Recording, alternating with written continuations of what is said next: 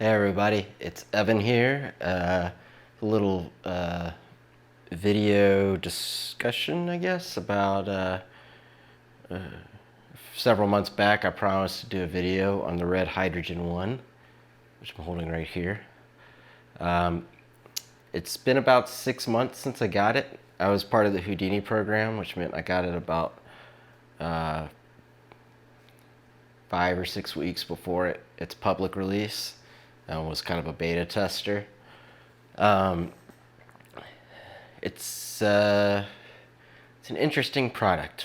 I've tried to make this video a number of times. Not that it's essential that I've voiced my input on this. The hype wave's kind of come and gone for the device, but as a pretty loyal Red customer, I just wanted to kind of give an update on it, and because I promised a review that I never did. Actually, the day I got it, I was going to do an unboxing video, and I filmed myself unboxing it, and then I was kind of underwhelmed by the 3D effect. My initial reaction wasn't that amazing, and I felt kind of bad about that, and I didn't really want to put that online. Because again, I'm a Red fan. I use a Red camera, and I have faith in the company. I do, and then I also understood that I was a beta user, so it would be more appropriate to wait until the final release software and everything before I gave my opinion. And then that time came and went, and at first they were releasing updates about once a week. The effect did improve over time. What really the first kind of wow moment for me was when they released their HoloPix app, which is basically an Instagram exclusively for hydrogen users, where you can upload your 3D photos and see other people's, and kind of seeing what other people were, the kind of photos they were taking was kind of the first wow moment for me, where it's like, oh, there's more, maybe there's some potential here, there's more to this. That's kind of the point where my opinion changed a little, because I was a little disappointed at first. And then I got a little more optimistic. But then, over the last 6 months, I've been using it as my sole phone. And the updates have slowed. There hasn't been a firmware update since the end of January. It's now the middle of March. But, it's still, they're working on updating it to Android Pie. There's still some crucial things missing, like Wi-Fi calling still isn't available. All in all, it's a perfectly fine Android phone, but at the end of the day, that's mostly all it is. And the whole promise of this device was being part of an ecosystem that not only doesn't exist yet, but hasn't even really been announced officially. There's no timelines. The forums have gotten quiet. Presumably all of this is because they're working on something and they don't want to announce anything before it's ready, which was like the lesson I guess they learned in making the phone. But the problem with that philosophy is, you announce this too early, you took customers' pre-orders and money, and then delayed it, and then let a lot of people down, was probably like the general consensus of the device. But then once the product's out in the market, you have kind of a responsibility to the customers that buy it, that take a chance on it, to kind of keep us in a loop. And it's been like radio silence. We still don't really know the specs or timelines or prices of the promised camera module or anything else. We don't know the value of this really, outside the fact that it's just an Android phone.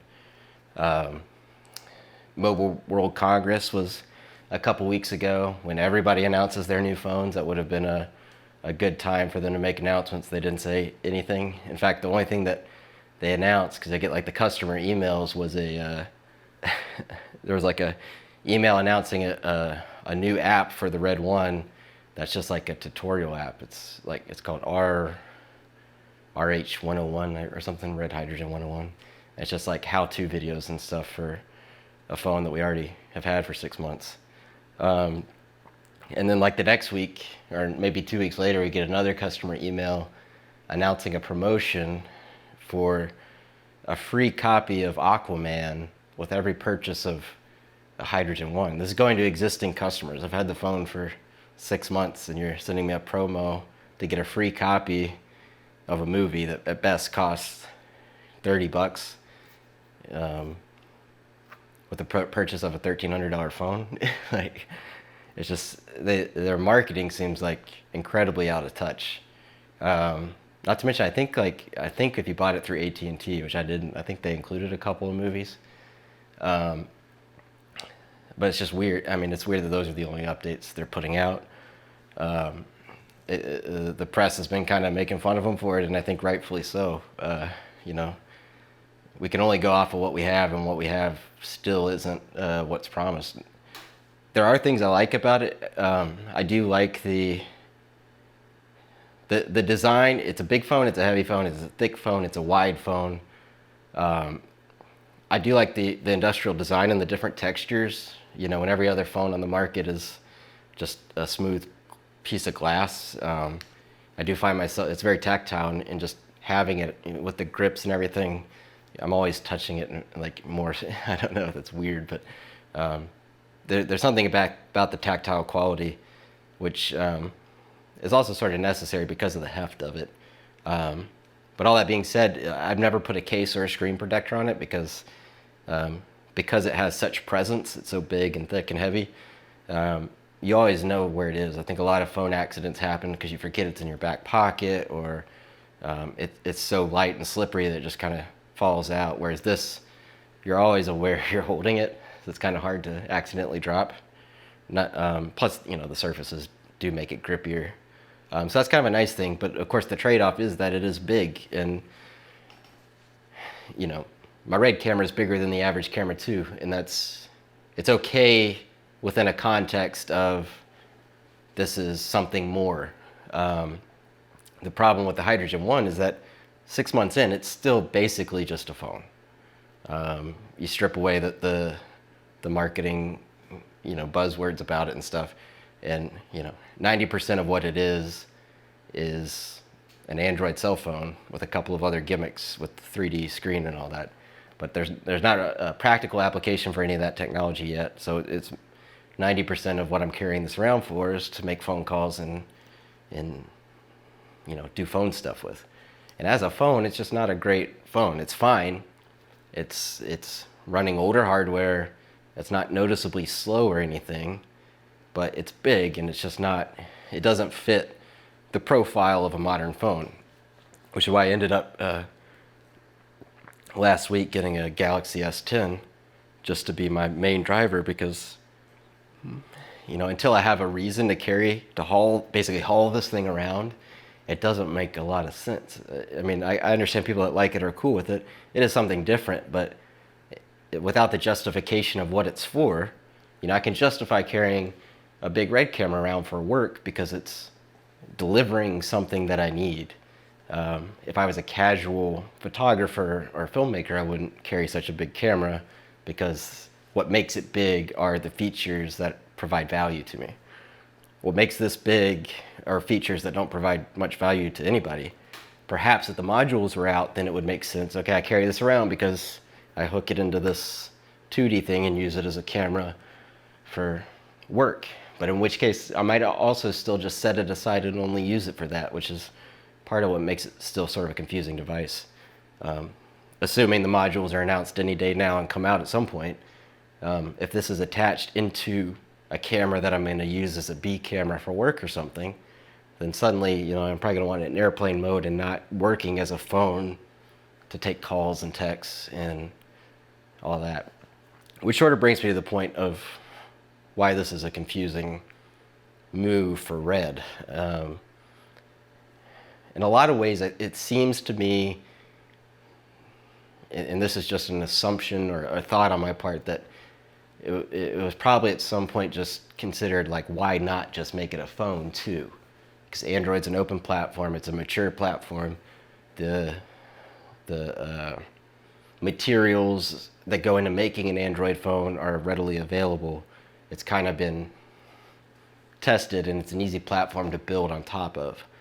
My thinking is they were probably at some point considering a more pocketable RED camera And at some point it was just like, why not also make it a phone? Which I can kind of understand. But the problem is it still needs to be that thing that it was going to be first, and it's not that thing yet. This phone came out 6 months late.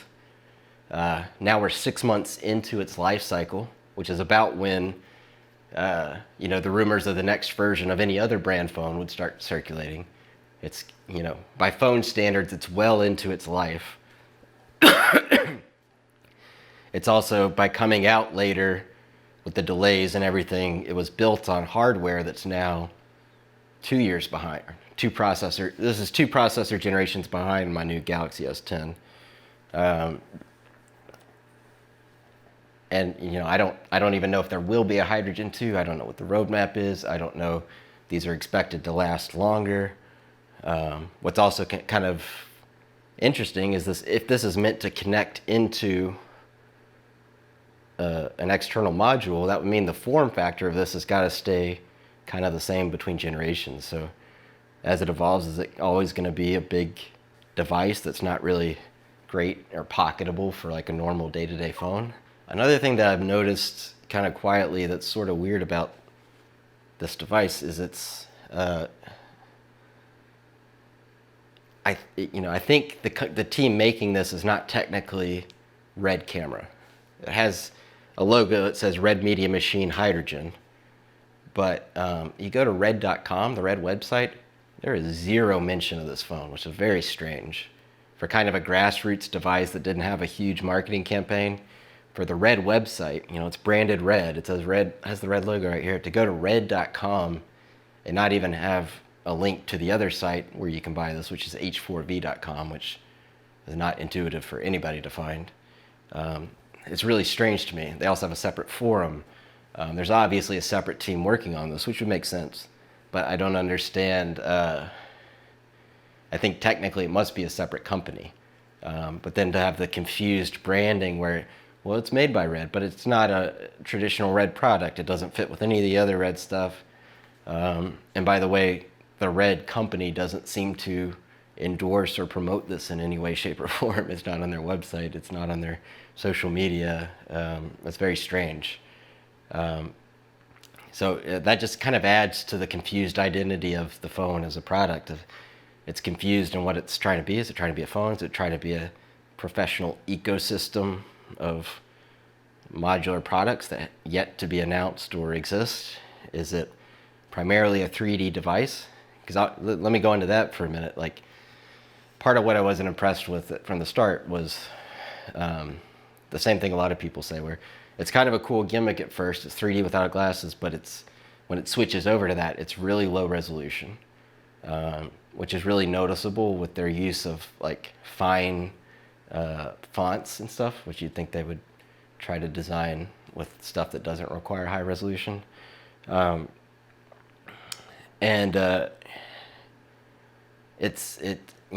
some people it could cause eye strain. They have their own little store where you can buy movies to watch that are in 3D. They're in the H4V, which is, by the way, the naming conventions are another very bizarre thing to me. It's called holographic. It's called H4V, which stands for Hydrogen 4 View. Obviously, layman's are calling it 3D. There's no real consensus on the branding, which is weird.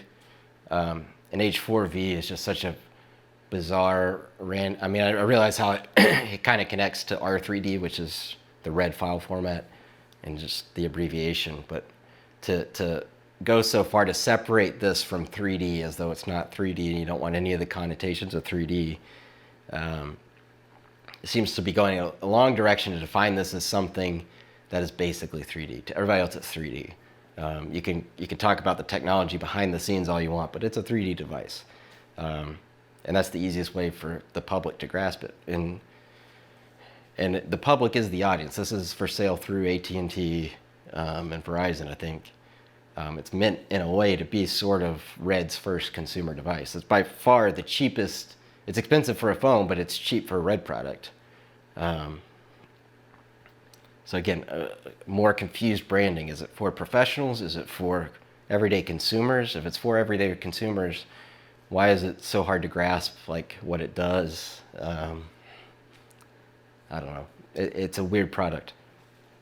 And so to get back to 3D, just full disclosure, I've never been a fan of 3D. I've never enjoyed 3D movies. I always go out of my way to see a 2D version. It always drove me crazy when for a while, like the only way to see an IMAX version of a movie was in 3D. Now they do a lot more IMAX 2D stuff, which makes me happy. I've just, it's a personal preference. And I think also the market in general has sort of decided 3D is not that great. They don't really make 3D TVs for home anymore because that never really caught on. Maybe it's just because you needed glasses, which maybe the assumption of this device is that it solves that problem. But I think it's more than that. I think there's just a general apathy towards it. It's something that's just been tried so many times and has never really been the wow thing that the people that are pioneering the technology usually tend to want it to be. And that's been proven like consistently over and over again. We're 10 years since the first Avatar kind of brought 3D back, and like nobody's watching 3D. So that being said, it was an uphill battle the whole time. I mean, the 3DS, which is a similar effect to this, has since become a 2DS. They've just realized nobody's really using the 3D screen for that. Like every implementation of 3D, like it just requires a lot to get people behind it, and it just still hasn't been proven. That being said, what was initially cool about this to me was it was the first time I ever took a 3D photo or a 3D video. The ease at which it lets you do that, and it's just readily viewable right there. You don't need glasses. You don't have to go put it through some program or anything. It's kind of neat. I got to take 3D photos for the first time. But that initial kind of glossiness of the fun of the, it is like a gimmick. It's interesting, but it's not gonna, as a filmmaker, it's not gonna change the way I do stuff. I'm not about to go out and make a bunch of 3D movies. And what became weird in daily use, the way we use our phones to take pictures is usually not in a professional or controlled sense. What most people seem to want out of a phone camera is something that just takes a generally good photo of something quickly. You certainly can use manual modes on phone cameras and you can squeeze more out of them, but most people use it as a casual snapshot camera. And this the 2D camera's fine. It's competitive, it's as good as anything else. But as many people pointed out, what's weird about this is it's made by a professional camera company, and the image quality isn't any better than any other phone out there, not noticeably. And that's another thing that's confusing about it.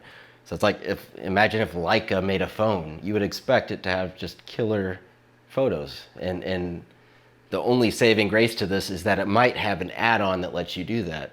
It's supposed to, but again, we don't have information on it. There's little breadcrumbs like through the forums and things that the people behind the phone have said over time, but nothing concrete that you can point to.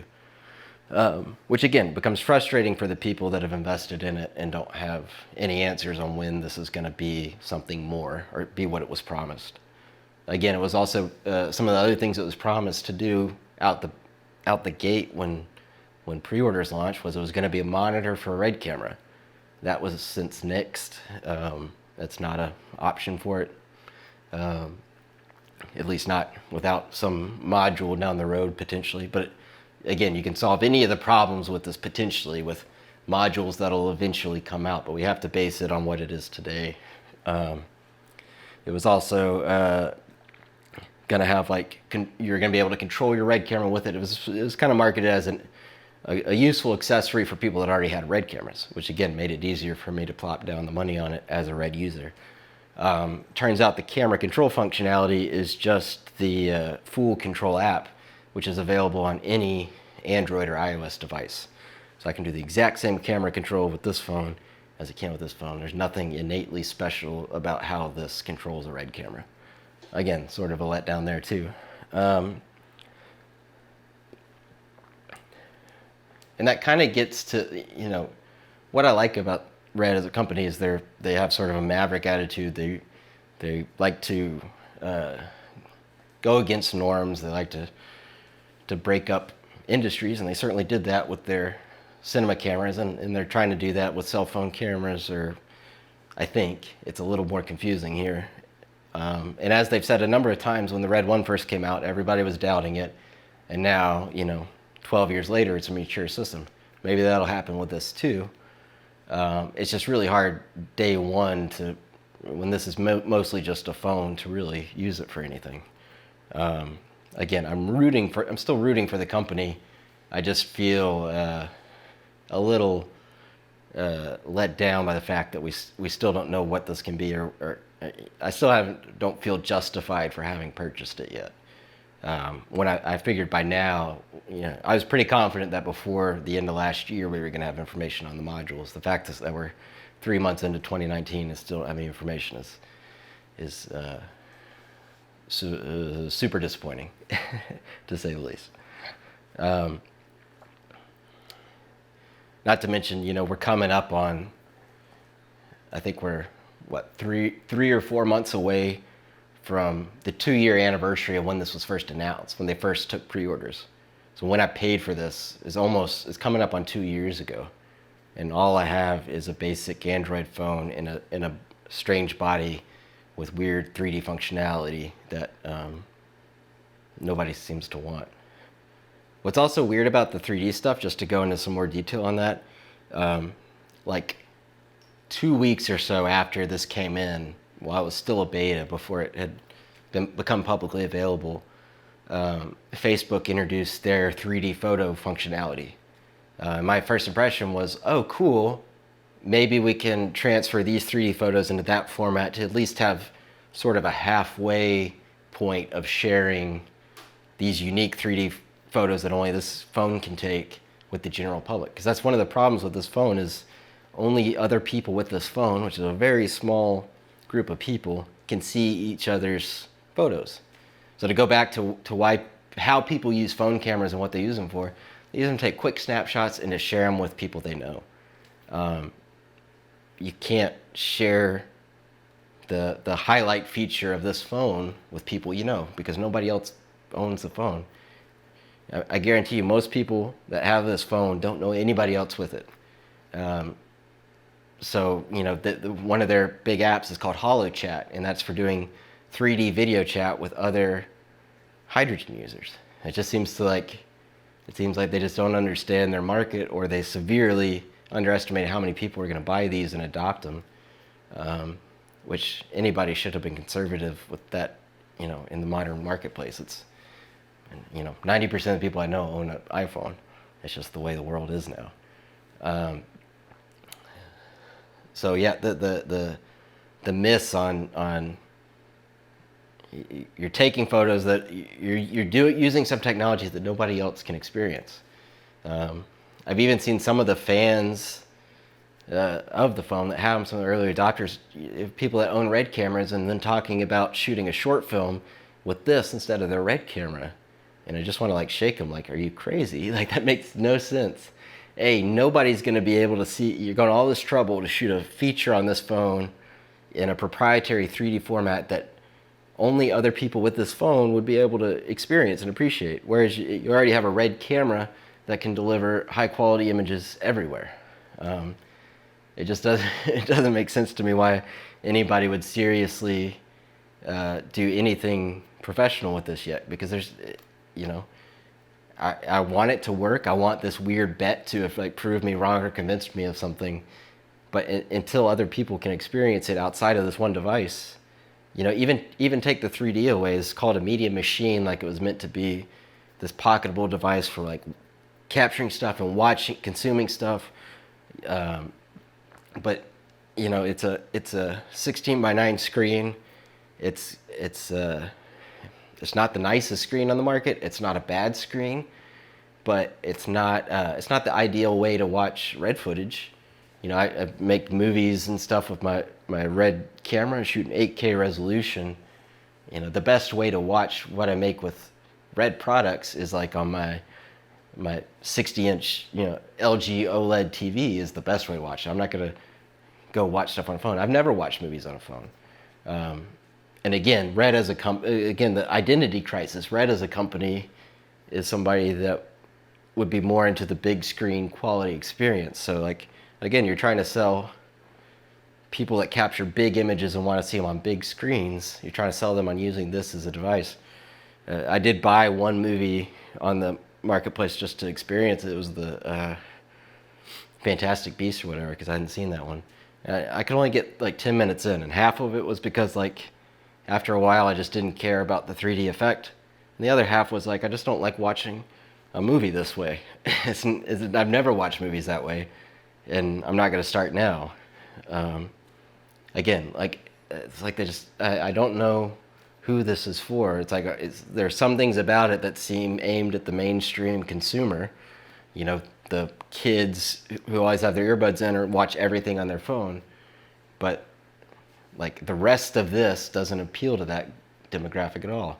It's not shareable. It's not portable. I don't know. It's just weird. I also came from a phone I had before this was an LG V30, which is like 3 or 4 years old now. It was a full screen phone. So like, you're going back. Several things when I first started using it felt like a step backwards in technology, which was like going back to giant bezels instead of a full screen phone. The other thing was like I'd gotten used to the swappable cameras on the V30, like having the wide angle and the normal lens. And in practice, I think that actually was as simple as a concept as that is compared to like this crazy 3D technology. As a pocketable camera, that was something I used more as a creative tool than I feel like this provides.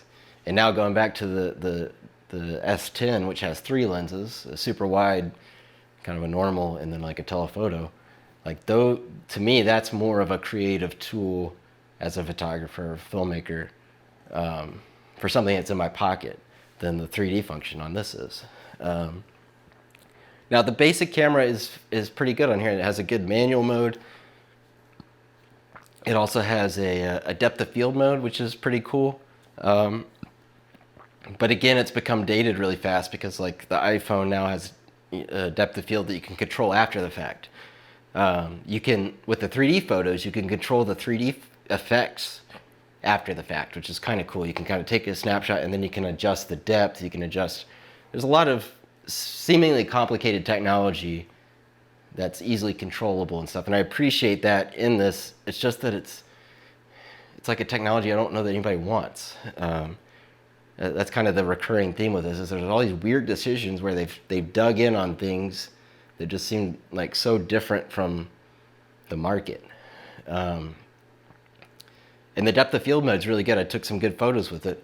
But what I found started happening was like, if I'm in a general situation, you find yourself taking a picture with your phone, like you're at Thanksgiving or something with your family, you're gonna snap some photos. I found myself having to take 3 different photos and switch between these modes that took time. Well, that was a weird way to say it. It took time to like switch between modes. So, I take my standard 2D photo, and then I'd switch to depth of field mode, and I'd try to, you can dial the thing in to get the effect. So like you kind of play with that for a second to find the moment. Then you grab that, and it's like, wait, I'm gonna take a 3D one photo too. And so I switch over to 3D mode. And like, before I know it, I'm like, everybody's waiting on me to take 3 different types of photos with this camera.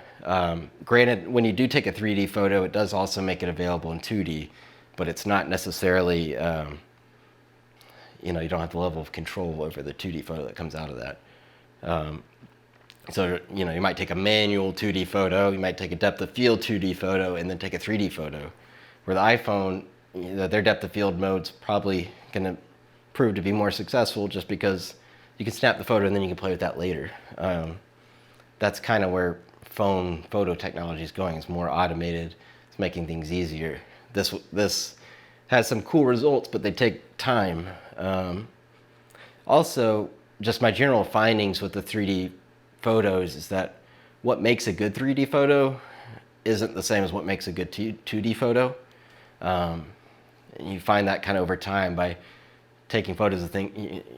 I've spent, my whole career is based in 2D composition. So like a lot of stuff that I would take a 2D photo of, I just switch to 3D and snap it. It's not that great. For 2D, you want to create depth, and it reminds me of like when you watch a gimmicky 3D movie, and it's all about things coming at the screen. It's the same. This proves that theory that like in order you had to go out of your way to make the effect noticeable and compelling. It's not natively a good tool for every situation. Now it's possible, like, I have my HoloPix account. I've posted probably, I don't know, 30 or 40 photos on there over the last 6 months of things that are good photos. And occasionally I'll take a good 3D photo and be kind of proud of it. And then I share it on HoloPix. And then it's liked by a bunch of people I don't know. And I suspect a lot of those are actually employees of the HoloPix team. So it's just a mixed bag of things.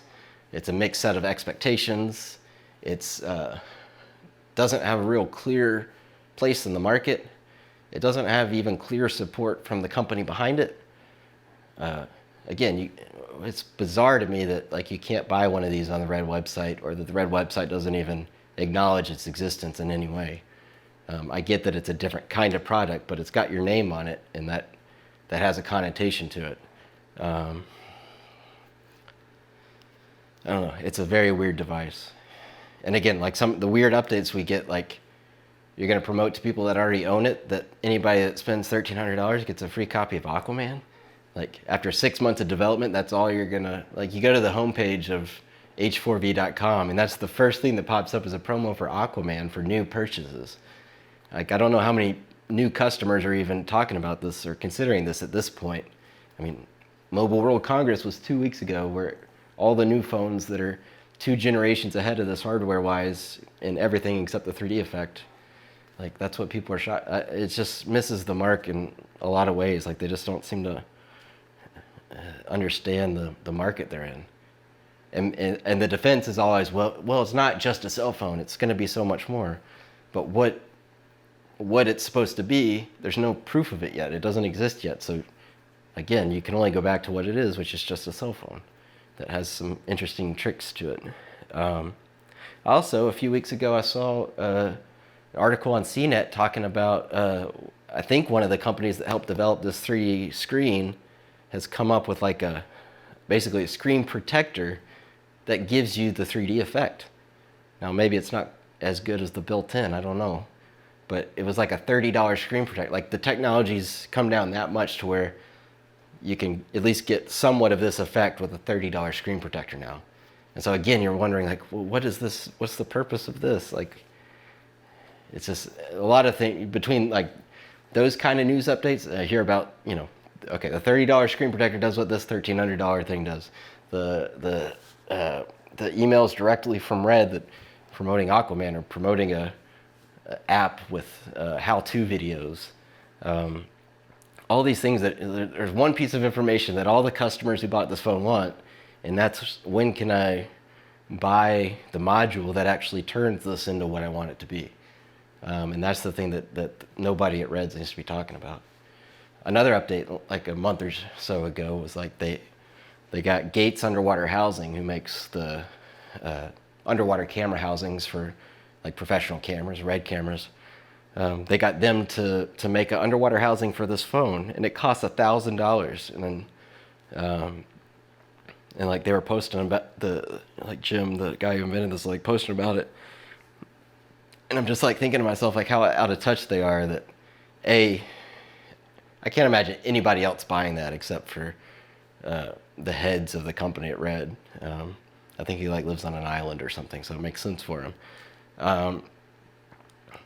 And again, it's kind of, I guess it's cool that they got a company that makes professional accessories for professional cameras to make an accessory for this. But my thinking is you're only really going to want that when the better modules come out, which is going to be a different form factor. It's going to require a different kind of underwater housing. But also it's like, okay, the first accessory you're promoting is a $1,000 underwater housing for this when everybody's waiting on the information on the actual modules that they built. It's just all these weird little sidetracks in different directions. And again, I think it all goes back to the release of this was kind of botched, and they announced too early and released too late.